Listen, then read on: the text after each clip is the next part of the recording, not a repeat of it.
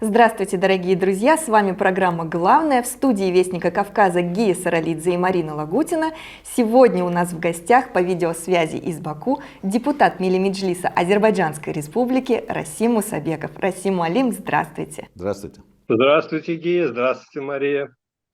Рад встрече. Пожалуйста. Начнем с Грузии, где у нас 4 дня наши мирные протесты, которые целый месяц шли, переросли в более агрессивную стадию.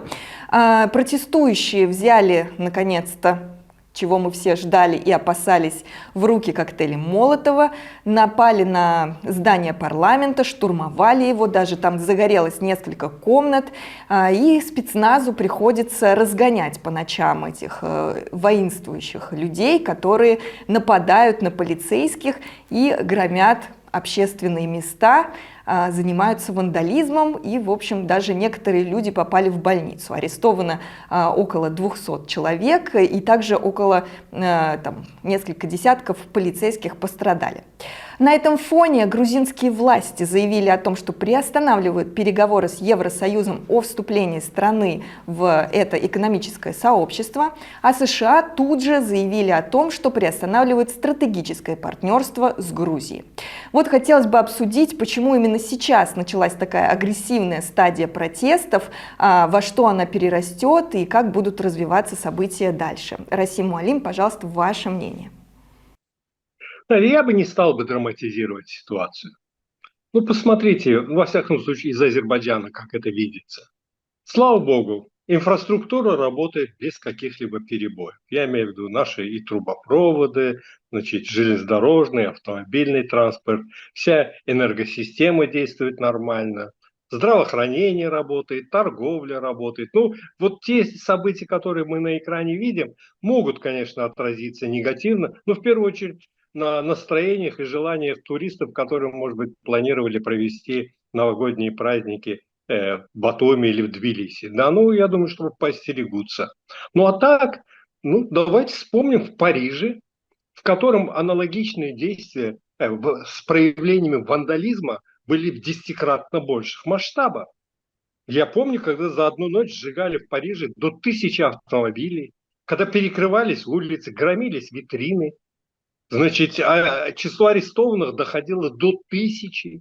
В общем, и Париж, и Франция спокойно пережили эти события. И, в общем, если сейчас я бы не вспомнил о них, мало кто вспомнит о подобного рода действиях, которые, с определенной периодичностью в той или иной столице европейской мы наблюдаем. Когда стрельба в Бельгии на вокзале, и там, я не знаю, чуть полсотни или даже больше убитых, и, в общем, забывается. И когда в Лондоне выключили свет и пошли грабежи, и, в общем, тоже как бы пережил и Лондон, и Великобритания подобные действия. Я думаю, переживет их и Грузия. Да, есть налицо определенный политический кризис. Он находит свое выражение, в том числе и что выходит молодежь, там не только молодежь, большая часть, конечно, студенты, которые, максимум, что они делают, это стреляют из петард, по зданию парламента, иногда в полицейских, и за это получают, как говорится. Пока, во всяком случае, я не вижу, чтобы правоохранительные органы Грузии спасовали, разошлись и дали возможность молодым людям какие-то вандализм проявлять, в том части, что прямо уж ворвутся в парламент и начнут там погромы. Ничего этого пока нет. И не хотелось, чтобы это было. Я думаю, что, как все здравомыслящие люди, мы ожидаем, что в конечном итоге и в Грузии будет найден какой-то политический процесс, а молодежь вернется к своим, студенческим делам, будут готовиться к своим экзаменам во время зимней сессии. Спасибо большое, Расим. Гия, все равно, хотя мы видим сейчас какой-то СМИ, да, тоже все равно и преподносится так, но мы видим, что эти протесты продолжают быть немногочисленными. Но при этом, что мы видим от европейских стран, страны Прибалтики, например, сегодня сообщили о том, что будут вводить даже санкции против тех, кто, разгоняет протесты. Почему такая реакция? Почему? Здесь понятная реакция. Страны Прибалтики все время выступают такими фронтменами, что ли, да? Всегда хотят быть святее папы в данном случае и идут впереди вот этих, даже тех санкций, которые из Брюсселя идут. Я абсолютно согласен на 100%, даже больше, если это математически можно было, с тем, что уважаемый Расим говорит, по поводу значения того, что происходит. Другое дело, что этим выступлениям, которые мы сейчас видим, им пытаются придать такой масштаб вселенский, прямо такой серьезного политического кризиса, там, легитимизируют его с помощью уже практически ушедшей от власти президента Зурабишвили, да, вот, которая объявила себя единственной легитимной властью в стране и так далее. И таким образом пытается каким-то, да, сделать этот протест таким более важным, чем он есть на самом деле. Действительно нет массовости, действительно нет пока никакой поддержки от большинства населения, причем и в том числе и тех людей, которые голосовали против грузинской мечты. Потому что мы уже говорили в этой студии, что главное желание сейчас граждан Грузии, я это убедился сам, когда был в Тбилиси и разговаривал с разными людьми из разных абсолютно общественных слоев, это стабильность. Запрос на стабильность и на то, чтобы страна могла жить и развиваться все-таки в том числе и политически в стабильной и мирной обстановке, это абсолютный запрос большинства граждан. Можно ли изменить эту ситуацию? Думаю, ее можно изменить, если произойдут какие-то провокации, которые приведут к человеческим жертвам, не дай бог, к пролитию крови и так далее, то, что может возмутить людей. Вот для меня, конечно, очень сейчас таким вызывающим и очень, ну, таким вызывающим опасения большие мои является тот факт, что в этих протестах принимают участие совсем дети. И там вот на видео мы можем видеть там и 12, и 13, и 14-летних детей, подростков. И, конечно, вообще для Грузии, которая свойственна так же, как Кавказу в целом, особое отношение к детям. Вообще это удивительно, что кто-то из взрослых приводит на вот такие очень беспокойные, да, места, тем более в ночное время, просто совершенно маленьких детей. Вот. И, конечно, если, не дай бог, что-то с ними может случиться, а там и петарды летают, и газовые шашки летают, и все остальное, и водометы, не приведи Господи, конечно, что это действительно может привести к очень серьезному обострению. Вот. А пока, ну вот, слава богу, этого не происходит, и постепенно понятно, что все это будет выдыхаться, потому что, ну, можно неделю там бегать и с фейерверков стрелять, тем более погода ухудшается, да, там 4-5 градусов ночью, это дожди сейчас еще зарядили в том же Тбилиси. И, конечно, потом надо обратить внимание, что были попытки выступлений в городах, там, как Кутаиси, Батуми, Рустави. Но они, во-первых, не каждый день, спорадически возникают, выходят, ну, буквально там, ну, сотня, там, несколько сотен человек. И сказать, что это масштабируется на всю страну, нет, конечно. Да, только эпицентром остается Тбилиси. Очень важно, на мой взгляд, что в это время идут очень такие правильные дипломатические шаги. Например, буквально вчера я видел информацию о том, что на уровне Министерства иностранных дел идут переговоры между Азербайджаном, Турцией и Грузией. Да, сегодня как? Это буквально сегодня, да, это происходит. Новости я вчера увидел, а это будет сегодня. И это очень важно. Вообще то, что региональные страны отреагировали на этот кризис очень для власти грузинской очень лояльно, да, который буквально через несколько часов первым признал выборы и поздравил действующую партию «Грузинская мечта» с победой президента Азербайджана, потом и премьер-министр Армении, потом Турции, Ирана и так далее. В общем, это, на мой взгляд, это очень серьезная поддержка власти Грузии. То, что региональные страны хотят, конечно же, заинтересованы в стабильности и в том, чтобы, конечно, серьезное влияние нерегиональных стран, третьих нерегиональных стран в этом регионе было сведено до минимума. Мне кажется, что вот такая вот ситуация сейчас. Остается надеяться, что и видно, что власть в Грузии проявляет терпение и осторожность. И это, на мой взгляд, это правильная тактика, не перехлестывать, не терять самообладание и справляться с вот этими вызовами с холодной головой. Ну и как вам кажется, на этом фоне вот то, что Иги сказал по поводу взаимодействия с региональными странами, вот это решение отойти от европейской чуть-чуть повестки, то есть они сказали, что мы не закрываем полностью процесс евроинтеграции, но мы снимаем ее с повестки. Как это можно оценить, Расим Малим? Мария, ну для Азербайджана мы в принципе изначально заявили, что у Азербайджана нет никакого намерения интегрироваться в Евросоюз. Мы не нуждаемся ни в каких подачках из Евросоюза. Мы готовы партнерство осуществлять, в первую очередь, конечно, в энергетической сфере, в транспортных проектах.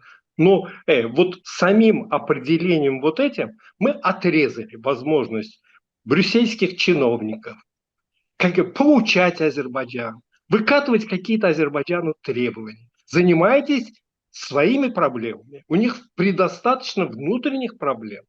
Если частью Франции является Каледония, в которой, значит, протесты привели к тому, что 13 человек убито, туда вводили, значит, корпус иностранного легиона для подавления протеста коренного населения.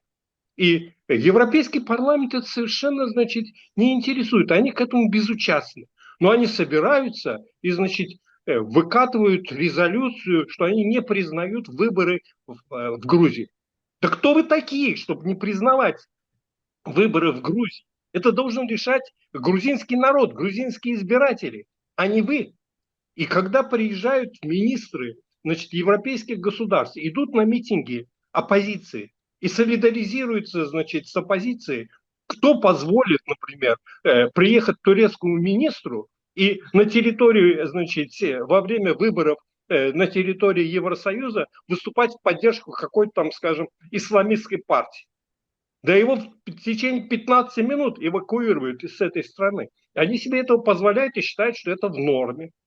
И я думаю, что какие-то выводы в этом смысле были сделаны и в Грузии, что чрезмерно было позволено европейским бюрократам, европейским политикам очень себя вольготно чувствовать в Грузии, поучать, направлять. В общем, на фоне той помощи, которая оказывается Грузии, ну, пускай суммарно, эта помощь, насколько я знаю, в общем, не превышает 150 миллионов евро. Для Грузии, у которой, значит, ну, бюджет, наверное, где-то порядка 8-9 миллиардов евро, это не решающая сумма. И торгово-экономические связи Грузии завязаны в первую очередь Турция, Россия, Казахстан, Азербайджан, Армения. Мы являемся основными торговыми партнерами, являемся первыми инвесторами в Грузии. И почему-то Европа посчитала, что если она там какие-то там гранты выделяет для Грузии, она вправе прийти, указывать, что ей надо делать и чего не надо делать. Я думаю, что это решение грузинских властей о том, что надо повышать субъектность собственную. Надо иметь возможность самостоятельно определять свое отношение к тем или иным событиям, а не, значит, по дирижерской палочке в руке там Жозефа Борреля или сейчас там Каллас будет указывать Грузии, что хорошо, а что плохо. Я думаю, что в этом смысле определенный поворот в Грузии намечается. Это вовсе не то, что некоторые говорят, что причем это пытаются использовать для того, чтобы ну, какой-то жупел, что ли, что. Вот пророссийские, значит, силы пришли во власть. Что вместо выборов в Грузии состоялась спецоперация ФСБ. Причем ничем это абсолютно никакими фактами не подтверждая, но размахивая этим как жупелом, думая, что это можно использовать для внутриполитической борьбы. Это спекуляция, хотя в сущности, если у грузинских властей есть желание возобновить диалог с Москвой для того, чтобы те проблемы, которые сегодня отягощают отношения двух соседних государств, ну, если их нельзя сразу устранить, но во всяком случае, чтобы в направлении решения этих вопросов были предприняты какие-то усилия, на мой взгляд, надо рассматривать позитивно. Потому что полагать, что через конфронтацию можно урегулировать все проблемы, которые есть между Грузией и Россией, вплоть до того, что сейчас разорваны дипломатические отношения, я думаю, что реалистично мыслящие люди должны понимать, что конфронтация ни на йоту не продвинет урегулирование вот существующих проблем. Я думаю, что если эти настроения в Грузии есть, они будут приводить в конечном итоге к каким-то позитивным решениям. Но это политика, то, что будут противники, кто-то будет пытаться на всех этих вопросах спекулировать, кто-то будет свою политическую карьеру на этом строить. Это думать, что это не будет происходить, это было бы наивностью. Политика как раз она предполагает достаточно жесткую борьбу, но в конечном итоге я думаю, что здравомыслие победит. Спасибо большое, Гия. Да, конечно, здесь абсолютно правильно. Прагматизм, реалии, которые есть. Ну, понимаете, у Грузии самая протяженная из границ с другими государствами, которые окружают, это с Россией. 800, там, более 850 километров, по-моему. Вот, для страны, в общем, не очень большой, прямо скажем, да, гигантская. Там. И это действительно и торгово-экономический партнер важный. Да, есть краеугольные. Системная проблема в взаимоотношениях между Грузией и Россией — это прежде всего, конечно, нерешенность территориальных вот этих потерь, которые были у Грузии. И в Грузии нет политической силы, которая готова была бы с этим смириться. Другое дело, что и большинство политиков в Грузии понимают, что эту проблему можно решить только путем диалога, переговоров там, и так далее. И прямых с народами Абхазии и Южной Осетии, и опосредованно с Россией. И, конечно, нужно решать эту проблему. Без того, чтобы сесть за стол переговоров, ее решить невозможно. Да? Альтернатива в данном случае переговорам всегда только война. Грузия не имеет такой ни физической возможности, ни там военной возможности, ни дипломатической, ни каких-то других. Да? Поэтому даже исходя просто из рационального подхода, это должно быть так. Что касается да, там, западного влияние совершенно деструктивного. Да. Если мы даже говорим о потерях. Почему так легко грузинские власти отказались от европейских грантов? Да? Они сказали, что замораживают переговоры и отказываются от грантов. Да потому что эти гранты, даже те вот какие-то там 150-200 миллионов евро, которые там выделялись, они выделялись в основном на проекты, которые вот для Грузии никоим образом ничего хорошего не приносились. Это там какие-то вот эти гендерные какие-то истории, да, ЛГБТ-повестка и так далее. Вот на это шли деньги. Я не говорю, что ну, что-то, наверное, в экономику, но никаких преференций в торговле, никаких проектов совместных да, там, в социально-экономическом какой-то жизни страны нет абсолютно. И, конечно, в данном случае есть другие источники. Вот буквально там, да, несколько дней назад было объявлено о том, что Грузия получит довольно выгодный кредит в Азиатском банке развития. Это абсолютная альтернатива да, тем грантам и финансовым вливаниям, которые шли с Запада. Мир большой и разнообразный. Вот. И, конечно, Грузии нужно исходить прежде всего из того, что ей надо взаимодействовать со странами, которые находятся рядом, региональными странами, и с ними договариваться о том, как и дальше вместе обеспечивать и безопасность, и экономическое процветание и все остальное. Спасибо, Гия. Ну, переходим к Азербайджану. На этой неделе, 5 декабря, в Азербайджане пройдет международная конференция сообщества западных азербайджанцев.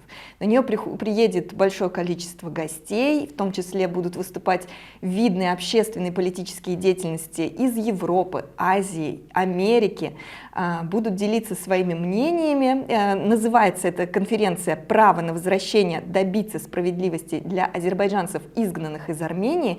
И вот хотелось бы поднять эту тему, поговорить о том, насколько вообще она актуальна и каковы перспективы возвращения азербайджанцев в Армению и армян в Азербайджан. Расим Муалим, пожалуйста, вам слово. Ну, перспективы эти, конечно же, определяются прочным миром, восстановлением добрососедства, партнерства между Арменией как государством и Азербайджаном. Понятно, что безопасность, потом равенство прав, возможность интегрироваться в местную жизнь, без того, чтобы это на уровне двух государств будет обеспечиваться, невозможно. Это может быть только пожеланием, но не более того. Ну, по разным оценкам, в Азербайджане, в Азербайджанской республике проживает до 2 миллионов человек, чьи корни из территории, которая сегодня является Республикой Армения. То есть либо они сами там родились и вынуждены были в результате нескольких депортаций переехать в Азербайджан, либо их родители оттуда. И ну, сегодня ведь речь не только идет о том, чтобы вот эти там, я не знаю, 2 миллиона человек переместились бы и получили бы возможность жить в Армении. Это и невозможно. Я думаю, что такого большого желания у них у всех и нет. Но иметь возможность приехать в условиях безопасности, найти и восстановить могилу своих предков. Если у кого-то остался дом, который полуразрушен, никто в нем не живет, восстановить его и хотя бы на месяц в году приехать пожить в родной деревне, откуда он родом. Ведь это по-человечески должно быть понятно. Если это будет начаться реализовываться, я думаю, что это уже было бы позитивно и для азербайджанцев, которые родом из Армении, которые оказались изгнанными оттуда. Но в том числе понятно, что лучшая гарантия безопасности того, чтобы армяне могли бы, допустим, в Карабах, Баку, Гянджу приехать, кто-то жить, кто-то просто посетить, являются азербайджанцы точно так же в условиях безопасности, имеющие возможность приехать, побыть. Кто-то захочет принять гражданство Армении, даже остаться жить, кто-то там вид на жительство получит. Вот это взаимная только безопасность, взаимное проживание может обеспечить и безопасность, и комфорт для людей и в Армении, и в Азербайджане. В принципе, суть, призыв вот Западный Азербайджан заключается в том, что хотите приезжать армяне и жить, и навещать Азербайджан, Баку, Сумгаит, Гянджу, значит, то будьте добры, обеспечьте такие же права для азербайджанцев, выходцев из Армении. Если этот призыв будет услышан, я думаю, что мы сможем и дальше двигаться в направлении восстановления добрососедства и нормальных отношений между Азербайджаном и Арменией. А это в целом, я думаю, что позитивно скажется и на общей атмосфере. Иногда говорят, и чаще всего даже в Армении, о какой-то несовместимости азербайджанцев и армян. Но ИДГИ подтвердит, почему-то на территории Грузии, значит, есть деревни, в которых живут, значит, и азербайджанцы, и армяне, и как-то они, значит, несовместимость эту не демонстрируют. Там даже есть совместные браки и семьи. В Москве живет десятки тысяч, если не сотни тысяч армян и азербайджан, и как-то они там совмещаются. Значит, и даже там иногда какие-то там застолья вместе организуют. А, значит, на территории Армении, значит, азербайджанцы как становятся несовместимыми, или на территории Азербайджана армяне становятся несовместимыми. Все совместимо. Было бы желание, и главное, надо относиться к этому как к процессу. И у любого процесса есть позитивная динамика и негативная динамика. И если мы хотим вот ту негативную динамику, который приводил к тому, что, к отторжению азербайджанцев и армян. Когда привыкли люди рассматривать друг друга только в прицел, значит, военных орудий или же, значит, автоматов, или же информационных прицелах рассматривать друг друга. Вот эту динамику надо ломать, переводить ее в позитивный, а уже сама позитивная динамика, она раскручиваясь, будет придавать, и прочность восстанавливающимся отношениям. Спасибо большое. Гея, ваше мнение? Ну да, я, конечно, сейчас там говорить даже в короткой, даже среднесрочной перспективе о том, что люди смогут там поселиться и жить, наверное, трудно, да, учитывая реалии. Вот. Но я считаю, что это, безусловно, как уважаемый Расим говорит, процесс. Это процесс, это не скорый процесс, но и прежде всего это гуманитарный процесс, на мой взгляд. Да, это там, безусловно, невозможно без сдвигов политических, да, в политической плоскости, но надо понимать, что это ведь проблема не только там Азербайджана или Армении. Да, в Грузии, у которых там каждый 10-й житель является перемещенным, там, вынужденно перемещенным лицом, да, беженцем. или уже их семьи, все-таки 30 лет прошло с тех событий. Вот. И, конечно, это тоже очень большая, серьезная проблема, когда люди не могут попасть, не посмотреть, где они жили. Я уже не говорю про то, чтобы им там вернули жилье. Это понятно, что сейчас очень тяжело будет сделать, даже чисто юридически. Вот. Но приехать, посмотреть, посетить могилы своих родственников, безусловно, это прежде всего гуманитарное право тех людей, которые были изгнаны. Вот. И для этого, конечно, должен идти процесс. Он должен быть включен внутрь переговоров, договоров и так далее. Это быстрее даже оказывается, то есть это быстрее можно остановить войну даже, нежели потом восстановить какие-то нормальные человеческие отношения между противоборствующими сторонами. Вот. Но в данном случае, кстати, я посещаю Азербайджан и общаюсь с разными людьми, в том числе и простыми, я вот такой агрессивной позиции по отношению к армянской стороне, армянскому населению я не встретил. Вот после явный сдвиг я вижу в этом смысле после окончания Второй Карабахской войны.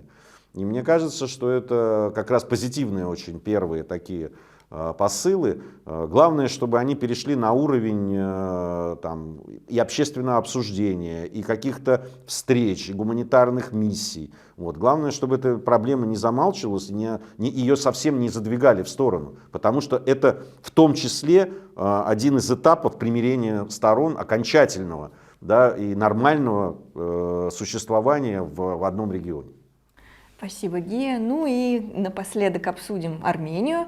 На прошлой неделе, как мы говорили еще в прошлой нашей передаче, Армения проигнорировала очередное заседание ОДКБ, но при этом на этой неделе отправила своих представителей на заседание военно-медицинских служб стран НАТО. И вот, как вы считаете, действительно ли взаимодействие с НАТО для безопасности Армении принесет ей больше выгоды, чем взаимодействие с ОДКБ? Расим Муалим, ваше мнение?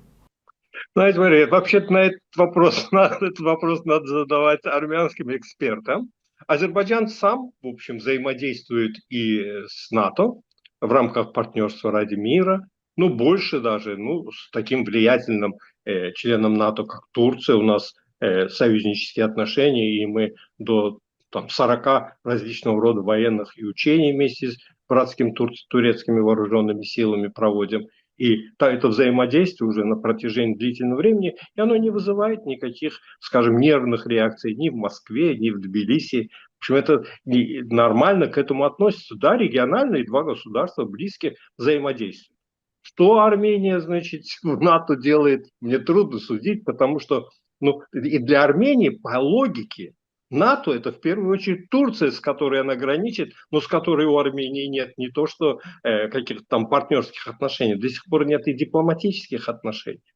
Поэтому там еще много чего предстоит делать. Но в той части, которая касается того, что Армения как бы дистанцирует от ОДКБ, ну, вроде бы она перестала участвовать в работе ОДКБ.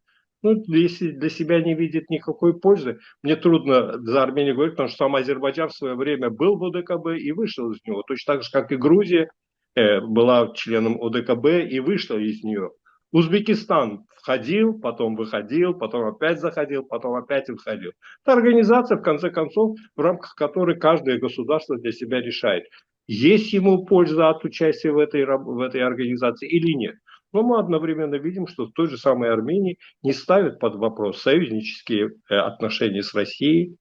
Никто не ставит вопрос о выводе российских военных баз с территории Армении, что, значит, границы по-прежнему охраняют российские пограничные, значит, подразделения. Так что все это есть. Поэтому давайте мы, скажем так, внешнюю оболочку и сущность не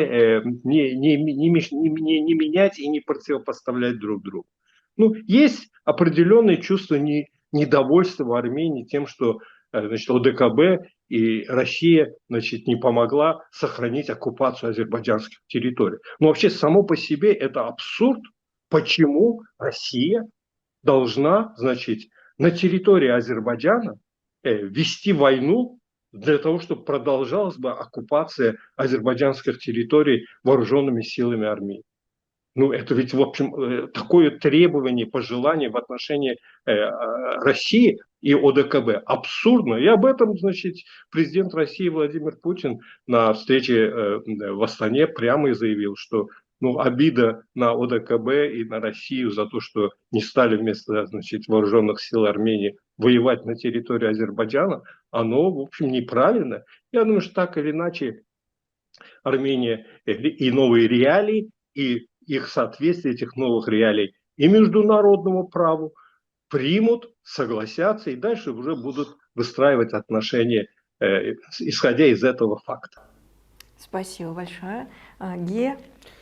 Ну, я абсолютно согласен, что Армения использует вот этот факт ОДКБ, да, там, и игнорируя его и так далее, уже на протяжении довольно длительного времени. Если когда это только начиналось, было ощущение, что да, Армения готова из такого военно-политического блока выйти, да, в знак протеста, вот, против того, что ОДКБ не оказало ей какую-то помощь, еще что-то. Очень много было слов о бессмысленности, бесполезности для Армении.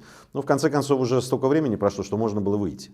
Ну, правда, если вы решили, что вам это не надо, что это не приносит никаких дивидендов.